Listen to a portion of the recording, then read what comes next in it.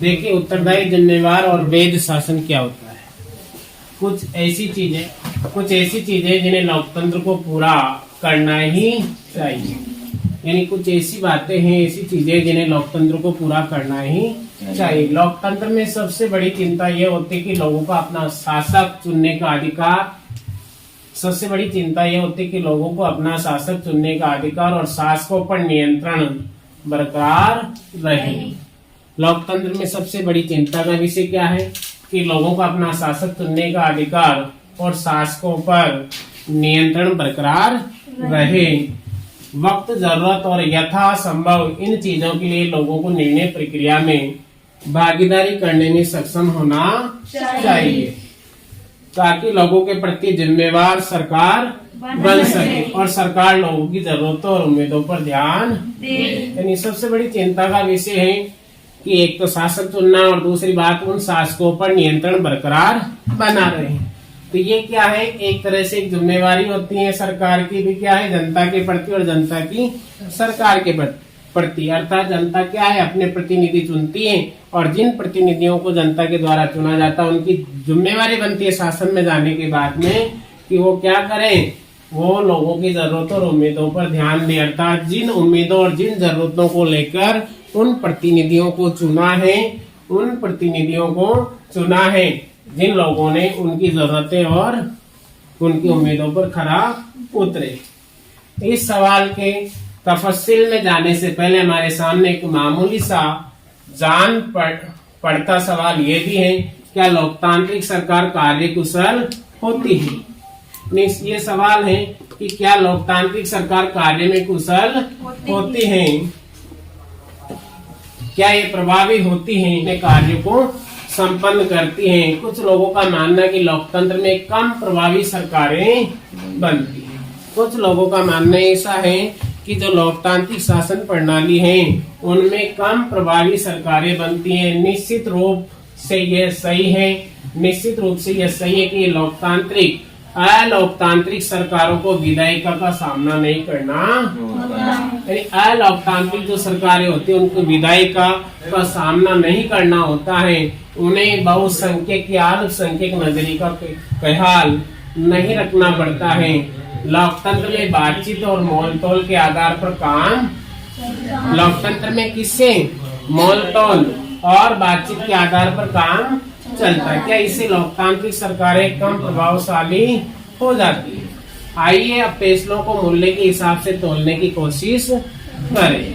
ऐसी सरकार की कल्पना कीजिए जो बहुत तेज फैसले लेती है। कौन सी सरकार, ऐसी सरकार जो बहुत जल्दी फैसले लेती हो, लेकिन ये सरकार ऐसे फैसले भी ले सकती है जिसे लोग स्वीकार न करें। हालांकि सरकार क्या है, जल्दी फैसले लेती हो, तीव्र गति से लेती हो, पर ये जरूरी नहीं कि उन फैसलों को लोग स्वीकार करें, ये जरूरी नहीं होता। अर्थात लोग के सरकार के द्वारा लिए गए फैसलों को क्या कर सकती है, अस्वीकार भी कर सकती है।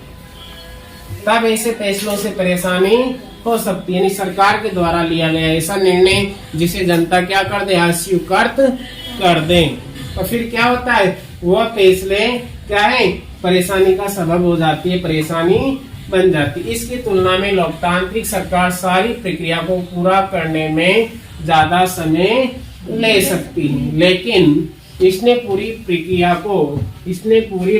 को माना है, इसलिए इस बात की ज्यादा संभावना है कि लोग उसके फैसलों को मानेंगे और वे ज्यादा प्रभावी होंगे भी सही। इस प्रकार लोकतंत्र में फैसला लेने में जो वक्त लगता है वह बेकार नहीं। अर्थात जो सरकार सोच समझकर निर्णय लेती है, फैसले लेती है, थोड़ा समय लेती है, उसके द्वारा जो फैसले लिए गए वो ज्यादा प्रभावी होते हैं। और ऐसे फैसलों में लोकतांत्रिक सरकार के द्वारा जो लिया गया फैसला है उसमें जो वक्त लगा वो बेकार नहीं जाता है। अब दूसरे पहलू पर नजर डालें। लोकतंत्र में इस बात की पक्की व्यवस्था होती है। कौन सी बात की, कि फैसले कुछ कायदे कानून के अनुसार होंगे। क्या पक्की व्यवस्था होती है, किस बात की होती है, कि जो फैसले लिए जाएंगे सरकार के द्वारा वो क्या होंगे, कायदे कानून के अनुसार होंगे। और अगर कोई नागरिक ये जानना चाहे कि फैसले लेने में नियमों का पालन हुआ है या नहीं। कोई नागरिक ये जानना चाहे, क्या जानना चाहे कि जो फैसले लिए गए हैं उन फैसलों में नियमों का पालन हुआ या नहीं, तो वो इसका पता कर सकता है। उसे सूचना मांगने का अधिकार मिला हुआ है कि ये जो फैसले लिए गए, जो निर्णय लिए गए, वो क्या है, नियमों के अनुसार है या नहीं है। लोकतांत्रिक शासन व्यवस्था में ये बात पक्की है, ये व्यवस्था है कि उसके द्वारा जो फैसले लिए जाते वो नियमों के अनुसार ही होते। अगर है या नहीं है, ये किसी व्यक्ति को, किसी नागरिक को जानकारी लेनी है तो वो जान सकता है। उसे ये न सिर्फ जानने का अधिकार है बल्कि उसके पास इसके साधन भी उपलब्ध हैं। जानने का ये अधिकार नहीं है बल्कि उसके पास क्या है, ये साधन भी उपलब्ध है। इसे कहते हैं पारदर्शिता। क्या कहते हैं, जिसमें सब कुछ स्पष्ट होता। आर पार पारदर्शिता का मतलब क्या होता है, यानी साफ सुथरा काम। यानी सरकार ने जो भी निर्णय या फैसले लिए वो क्या नियमों के अनुसार है या नहीं। कोई नागरिक अगर चाहे तो जान सकता है, क्या जान सकता है कि नियमों के अनुसार है या नहीं। जान ही नहीं सकता है, सिर्फ उसे यही अधिकार नहीं होता बल्कि उसके पास इसके साधन भी उपलब्ध होते हैं। और इसे क्या कहते हैं हम, तो ये चीज अक्सर गैर लोकतांत्रिक सरकारों में नहीं, और ये हमारी खासियत है। लोकतांत्रिक शासन व्यवस्था में ऐसा होता है। लोकतांत्रिक शासन व्यवस्था है, लोकतांत्रिक शासन व्यवस्था से भिन्न जहाँ सरकारें, वहाँ पर ऐसी व्यवस्था नहीं होती जैसी हमारे यहाँ पर लोकतांत्रिक शासन व्यवस्था। हमारे यहाँ का मतलब क्या, जहाँ भी लोकतांत्रिक सरकारें हैं, ऐसी व्यवस्था गैर लोकतांत्रिक सरकारों में नहीं होती। इसलिए जब हम लोकतंत्र के परिणामों पर गौर कर रहे हैं तो ये उम्मीद करना उचित है कि लोकतांत्रिक व्यवस्था में ऐसी सरकार का गठन होगा जो कायदे कानूनों को मानेगी। यानी लोकतांत्रिक सरकार में ऐसी व्यवस्था का गठन होगा, ऐसी सरकार का गठन होगा जो कायदे कानूनों को मानेगी और लोगों के प्रति जवाबदेह भी, लोगों के प्रति क्या है, उसकी जिम्मेवारी भी होगी, जवाबदेह भी होगी।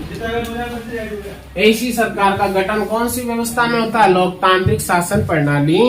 हम ये उम्मीद भी कर सकते हैं कि लोकतांत्रिक सरकार नागरिकों को निर्णय प्रक्रिया में हिस्सेदार बनाने और खुद को उनके प्रति जवाबदेह बनाने वाली कार्य विधि भी विकसित कर, यानी नागरिकों को भी क्या है, अपने निर्णय प्रक्रिया में शामिल करने की कार्य विधि भी विकसित कर सकती है, कर लेती है। अगर आप इन नतीजों के आधार पर लोकतांत्रिक व्यवस्था को तोलना चाहते हैं, किसको, लोकतांत्रिक व्यवस्था को तोलना चाहते तो आपको इन संस्थाओं और व्यवहारों पर गौर करना होगा। नियमित और निष्पक्ष चुनाव क्या है, नियमित और निष्पक्ष चुनाव, प्रमुख नीतियों और नए कानूनों पर खुली सार्वजनिक चर्चा और सरकार तथा इसके कामकाज के बारे में जानकारी पाने का नागरिकों को सूचना का अधिकार है। सबसे बड़ी बात क्या है, लोकतांत्रिक शासन व्यवस्था में ऐसी प्रक्रिया है, ये व्यवस्था है कि नागरिकों को सूचना पाने का अधिकार है, चाहे वो नियमित और निष्पक्ष चुनाव से संबंधित हो या फिर प्रमुख नीतियां, कौन कौन से निर्णय या कौन कौन से कानून बनाए गए सरकार के द्वारा, उनको जानने का अधिकार सूचना का अधिकार के माध्यम से, और नए कानूनों पर खुली सार्वजनिक चर्चा और सरकार तथा इसके कामकाज के बारे में जानकारी पाने का अधिकार किसमें है, लोकतांत्रिक शासन व्यवस्था। ये अन्य में नहीं, अन्य में नहीं। अध्यक्षात्मक जहाँ है वहाँ अध्यक्ष सर्वे होता है, तानाशाही शासन होता है, वहाँ पूछ नहीं सकते, वहाँ पूछ नहीं सकते क्योंकि वो जनता के प्रति जवाबदेह नहीं होता, जिम्मेदार नहीं होता। लोकतांत्रिक शासन व्यवस्था यूँ जिम्मेदार है क्योंकि उसको चुना किसने चुना, हमने चुना।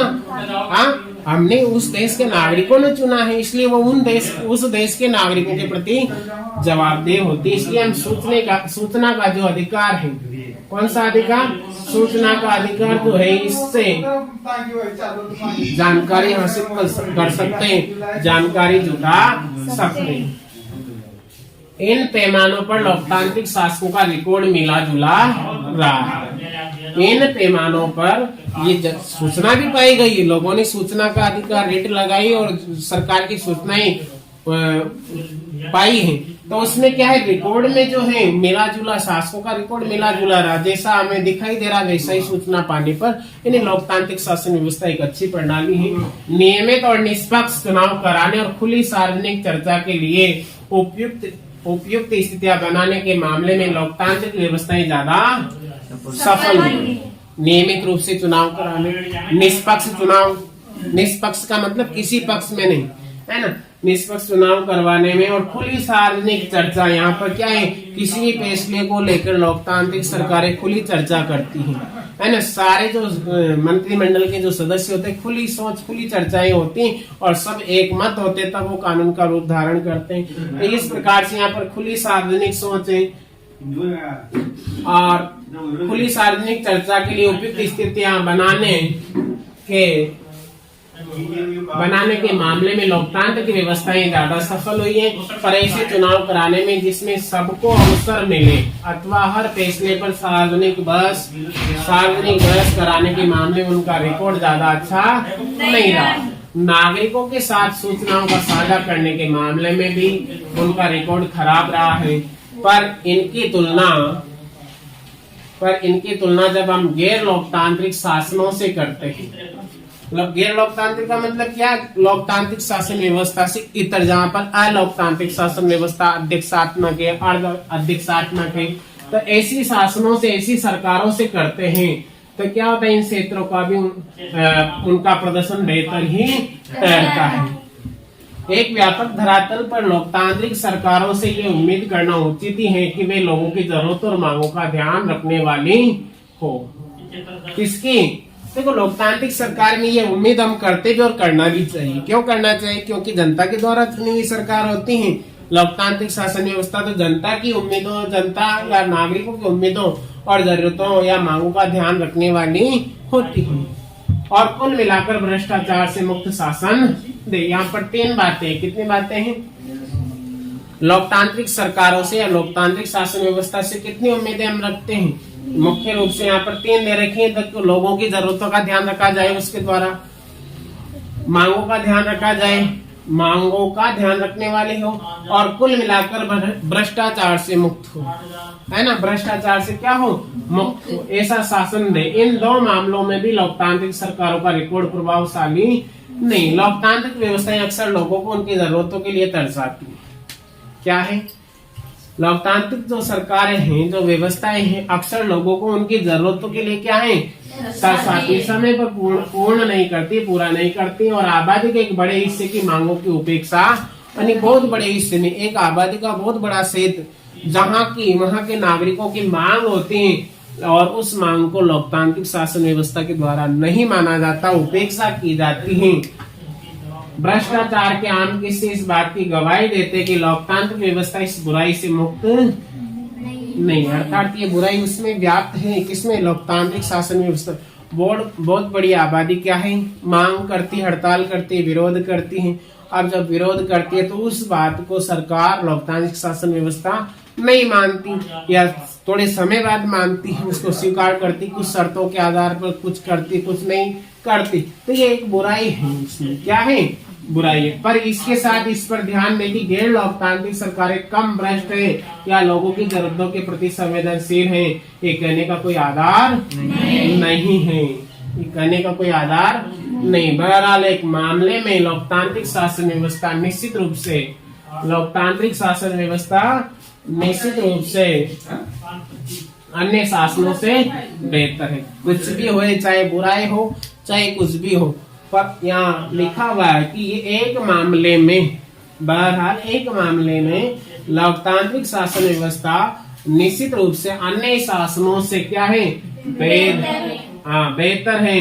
ये वैध शासन व्यवस्था है। कौन सी है, वैध, कानूनी मान्यता प्राप्त है, वैध शासन व्यवस्था है, वैधानिक है, नियमानुसार है। ये सुस्त हो सकते हैं, सुस्त मतलब धीमी गति से कार्य करना, सुस्त हो सकती है, कम कार्य कुशल हो सकती हैं, इसमें भ्रष्टाचार हो सकता है, इसमें भ्रष्टाचार हो सकता है, यह लोगों की जरूरतों की कुछ हद तक अनदेखी कर सकती हैं। क्या है, आलसी हो सकती हैं, सुस्त हो सकती हैं, कार्य कुशलता कम हो सकती है, लोगों की जो जरूरतें होती हैं उनको अनदेखा कर सकती है, समय पर पूरा नहीं करना। अनदेखे का मतलब क्या है? उनकी जरूरतों पर ध्यान नहीं देना। लेकिन लोकतांत्रिक शासन व्यवस्था लोगों की अपनी शासन व्यवस्था है। कुछ भी हो, इसमें कितनी भी बुराइयां हो, पर ये लोकतांत्रिक शासन व्यवस्था किसकी शासन व्यवस्था है? लोगों की अपनी शासन व्यवस्था है, जनता की, जनता के लिए, जनता के द्वारा, है ना। तो ये इसमें एक खासियत है, एक विशेषता है कि ये अपनी लोगों की खुद की शासन व्यवस्था। इसी कारण पूरी दुनिया में लोकतंत्र के विचार के प्रति जबरदस्त समर्थन का भाव है। साथ दिए गए दक्षिण एशिया के प्रमाणों से जाए तो ये लोगों की अपनी शासन व्यवस्था है। इसी कारण पूरी दुनिया में लोकतंत्र के विचार के प्रति जबरदस्त समर्थन का भाव है। साथ दिए गए दक्षिण एशिया के प्रमाणों से जारी रखिए। ये समर्थन लोकतांत्रिक शासन वाले मुल्कों में तो है ही, उन देशों में भी है जहाँ लोकतांत्रिक सरकारें नहीं। लोग अपने द्वारा चुने गए प्रतिनिधियों का शासन चाहते हैं। लोग क्या चाहते हैं? किसी भी देश के नागरिक क्या चाहते हैं कि हमारे द्वारा चुने हुए प्रतिनिधि क्या करें, हमारे ऊपर शासन करें। उसे क्या कहेंगे? लोकतांत्रिक शासन व्यवस्था कहेंगे। वे ये भी मानते हैं कि लोकतंत्र उनके देश के लिए उपयुक्त है, कि हमें खुद पता है कि हमारी सरकार हमारे लिए काम करे, और वो जो हमारी सरकार होगी हमारे लिए काम करेगी, वो हमारे लिए उपयुक्त होगी या नहीं होगी? होगी ना, होगी। वो देश के लिए भी उपयुक्त होती हैं, अपने लिए समर्थन पैदा करने की लोकतंत्र की क्षमता भी लोकतंत्र का एक परिणाम ही है। देखो, अपने लिए समर्थन पैदा करना, लोकतांत्रिक सरकार में खुद सरकार के लिए जनता का समर्थन चाहना, जनता का समर्थन पैदा या जनता में समर्थन बनाना या जनता में समर्थन पैदा करना, लोकतंत्र की क्षमता भी लोकतंत्र का एक परिणाम है। लोकतंत्र जैसे लोकतांत्रिक शासन व्यवस्था है, और लोकतांत्रिक शासन व्यवस्था क्या जनता में अपना समर्थन चाहती है, ऐसा समर्थन प्राप्त करती है, तो वो भी एक अपने आप रिजल्ट है। जब जनता चाहती है खुद लोकतांत्रिक शासन व्यवस्था को, तो ये एक बेहतर परिणाम है लोकतांत्रिक शासन व्यवस्था के लिए, और इसकी अनदेखी नहीं की जा सकती, इसकी अनदेखी नहीं की जा सकती। इस प्रकार से लोकतांत्रिक शासन व्यवस्था, चाहे उसमें कितनी ही कमियां हो, कितनी ही त्रुटियां हो, लेकिन वो एक देश के हित के लिए काम करती, वहां की जनता के लिए वो बेहतर होती। आर्थिक समृद्धि और विकास, आगे क्या पढ़ेंगे हम? आर्थिक समृद्धि और विकास। हाँ, आर्थिक समृद्धि और विकास। देखो,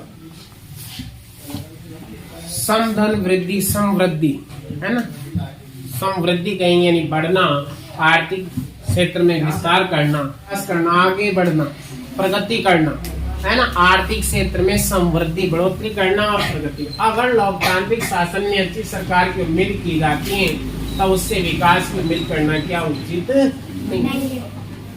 देखो, लोकतांत्रिक सरकार में अभी पढ़ के आए हैं, थोड़ी समय पहले पढ़ा, हम कह रहे कि लोकतांत्रिक सरकार अच्छी है। अगर अच्छी है, इससे हम उम्मीद कर रहे हैं अच्छी सरकार की, तो उससे विकास की उम्मीद करना क्या उचित नहीं है। जब सरकार से हम उम्मीद कर रहे हैं कि लोकतांत्रिक सरकार हमारे लिए उचित होगी, ऐसी उम्मीद हमें है, तो फिर उससे हम विकास की उम्मीद नहीं कर सकते। विकास, आगे बढ़ना, प्रदेश का विकास, गांव का विकास, देश का विकास, क्या वो उम्मीद नहीं कर सकते? कर सकते हैं। अगर हम 1950 से 2000 के बीच, 50 से 2000 के बीच सभी लोकतांत्रिक शासनों और तानाशाहियों के कामकाज की तुलना करें, तो पाएंगे कि आर्थिक समृद्धि के मामले में तानाशाहियों का रिकॉर्ड थोड़ा बेहतर है। किसका? तानाशाही, यानी तानाशाही जहाँ सरकारें हैं, जहाँ पर अध्यक्षात्मक शासन प्रणालियां हुआ करती है, तो वहां पर क्या है, तानाशाहियों का रिकॉर्ड थोड़ा बेहतर है आर्थिक क्षेत्र में वृद्धि करने में। उच्चतर आर्थिक समृद्धि हासिल करने में लोकतांत्रिक शासन की अक्षमता यानी कमी हमारे लिए चिंता का कारण है। देखो, तानाशाही सरकारें हैं, वो क्या है, आर्थिक समृद्धि के मामले में बढ़कर है। किससे? लोकतांत्रिक शासन व्यवस्था से बढ़कर है। और ये हमारी जो लोकतांत्रिक शासन व्यवस्था वो कमतर है, तो ये हमारे लिए चिंता का विषय है, चिंता का कारण है, पर अकेले इसी कारण से लोकतंत्र को खारिज नहीं किया जा सकता। हम इसको इसी एक कारण की वजह से लोकतांत्रिक सरकार को गलत नहीं ठहरा सकते कि आर्थिक समृद्धि में पिछड़ी हुई है लोकतांत्रिक सरकार, और तानाशाही जो सरकारें वो आर्थिक समृद्धि में आगे हैं। तो इस कारण के माध्यम से हम लोकतांत्रिक शासन व्यवस्था को नकार नहीं सकते हैं, एक कारण की वजह से खारिज नहीं किया जा सकता। जैसा कि आपने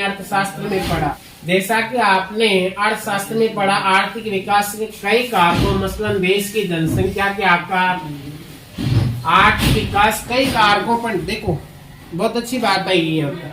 हम एक कारण से लोकतांत्रिक सरकार को बुरा कह सकते हैं, घटिया कह सकते हैं, खराब कह सकते हैं।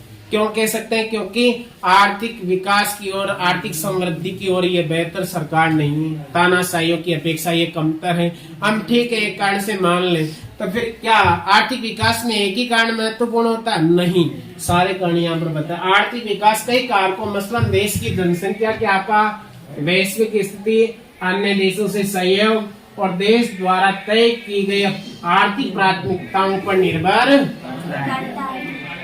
एक कारण पर निर्भर नहीं करता है आर्थिक विकास कि बस सरकार ने प्रयास नहीं किया, लोकतांत्रिक शासन व्यवस्था क्या है, आर्थिक समृद्धि में पिछड़ी हुई है, तो केवल एक कारण नहीं, कितने कारण है आर्थिक विकास कई कारकों, मसलन देश की जनसंख्या कितनी बड़ी है उसके ऊपर निर्भर करता है, वैश्विक स्थिति क्या है उसके ऊपर निर्भर करता है, अन्य देशों से सहयोग कितना मिल रहा है, तभी तो आर्थिक विकास की ओर प्रगति करेंगे। हम सुदृढ़ और मजबूत कब होंगे? जब हमें सपोर्ट मिलेगा, सहयोग मिलेगा, है ना। देश द्वारा तय की गई आर्थिक प्राथमिकताओं पर भी निर्भर करता है। तानाशाही वाले कम विकसित देशों और लोकतांत्रिक व्यवस्था वाले कम विकसित देशों के बीच का अंतर नगण्य सा है, पर हम उम्मीद कर सकते हैं कि इस मामले में लोकतांत्रिक व्यवस्था तानाशाही से नहीं पिछड़े, लोकतांत्रिक व्यवस्था तानाशाही से नहीं पिछड़े, ऐसी उम्मीद है। तानाशाही और लोकतांत्रिक शासन देशों के आर्थिक विकास दर में अंतर भले ज्यादा हो, लेकिन इसके बावजूद लोकतांत्रिक व्यवस्था का चुनाव ही कौन सी प्रणाली हमारे लिए बेहतर होगी? हाँ, क्योंकि इसके अन्य अनेक सकारात्मक फायदे हैं, इसके अन्य अनेक सकारात्मक क्या है फायदे हैं। भाई एक नकारात्मक पहलू हो सकता है, लेकिन दूसरा क्या है, हमारे सकारात्मक पहलू अनेक हैं, एक कमी की वजह से नहीं, क्योंकि फायदे अनेक है ना, फायदे अनेक हैं। आर्थिक समृद्धि और आय का बंटवारा 2000 से 2006 कितना सही से? लोकतंत्र की आर्थिक उपलब्धियां। अब लोकतंत्र ने आर्थिक क्षेत्र में कौन कौन सी उपलब्धियां हासिल की हैं? लोकतंत्र के पक्ष में दिए जाने वाले तर्क भावपूर्ण होते हैं, भावनाओं से भरे होते हैं। ऐसा होना भी लोकतंत्र के जो है क्या दिए जाने वाले तर्क भावपूर्ण होते और होने भी चाहिए, क्योंकि लोकतंत्र का रिश्ता हमारे गहरे मूल्यों से है। इन तर्कों के इर्द गिर्द होने वाली बहसों को साधारण तरीके से नहीं निपटाया जा सकता, फिर भी तथ्य और आंकड़ों के आधार पर लोकतंत्र के बारे में थोड़ी बहस चलाने में हर्ज नहीं, थोड़ी बहस तो कर ले, क्या है यानी अगर लोकतंत्र के बारे में हम थोड़ी चर्चा तो कर सकते हैं, बहस चलाने में कोई हर्ज, कोई बीमारी नहीं है। लोकतंत्र के आर्थिक उपलब्धियों के बारे में ऐसी बहस की जा सकती है। वर्षों से लोकतंत्र के अनेक अध्येताओं ने सावधानी पूर्वक ऐसे प्रमाण इकट्ठे किए हैं जो बताते हैं कि लोकतंत्र का आर्थिक विकास और आर्थिक असमानताओं से कैसा रिश्ता है। यहाँ दिए गए चार्ट और नक्शों में से कुछ प्रमाण दिए गए। ओहो मेरे प्यारे बच्चे, तुम इतना नीचे कैसे रह गए? तुम ही बताओ। आवास, स्वास्थ्य सुविधा, स्कूल, भूख, ये सारी ये चीजें हैं। चार्ट स्पष्ट बताता कि आर्थिक विकास के मामले में तानाशाहियों का रिकॉर्ड थोड़ा बेहतर है, हमने पढ़ा है। लेकिन जब हम सिर्फ गरीब मुल्कों के रिकॉर्ड की तुलना करते हैं तो अंतर लगभग समाप्त हो जाता है। गरीब जो मुल्क है उनकी तुलना हम करते थे, अंतर न के बराबर रह जाता है। चार्ट 2 बताता है कि लोकतांत्रिक शासन के अंदर भी भारी आर्थिक असमानता हो सकती है। दक्षिण अफ्रीका और ब्राजील जैसे देशों में ऊपरी 20% लोगों का ही कुल राष्ट्रीय आय के 60% हिस्से पर कब्जा है। यानी कुल जो राष्ट्रीय आय है उसके 60% हिस्से पर मात्र क्या है 20% जो है लोगों का ही अधिकार है, जबकि सबसे नीचे के 20% लोग राष्ट्रीय आय के मात्र 3% हिस्से पर जीवन बसर करते हैं। और हंगरी एक देश है, हंगरी देश का नाम है। डेनमार्क और हंगरी जैसे मुल्क इस मामले में कहीं ज्यादा बेहतर कहे जाएंगे। आप कार्टून में देख सकते हैं गरीब वर्ग के आगे सदा अवसरों की असमानता बरकरार रहती है। अगर आमदनी के समान वितरण और आर्थिक प्रगति को आधार मानकर ही लोकतांत्रिक व्यवस्थाओं के आर्थिक कामकाज का मूल्यांकन करना हो तो आपका फैसला क्या होगा। ये चार्ट देखिए आप, यहाँ चार्ट फर्स्ट सभी लोकतांत्रिक शासन व्यवस्थाएं जहाँ पर सरकार होती है 1950 से 2000 का आंकड़ा है शासन का प्रकार। और देश देखिए आप 3.95% विकास दर है ना। सभी तानाशाही में तो बेहतर व्यवस्था विकास की यहाँ पर 4.4, तानाशाही वाले गरीब देश 4.34, लोकतंत्र वाले आगे हम पढ़ेंगे ये वाला है ना 4.28। अब 94 देशों में आय की असमानता। देशों के नाम दक्षिण अफ्रीका, राष्ट्रीय आय में प्रतिशत हिस्सा ऊपर का 20%, 64.8, नीचे का 20% मात्र 2.3% से भी कम है। अभी लैंग्वेज में हमने पढ़ा ना, वही चीजें यहाँ पर है चार्ट के मात्र।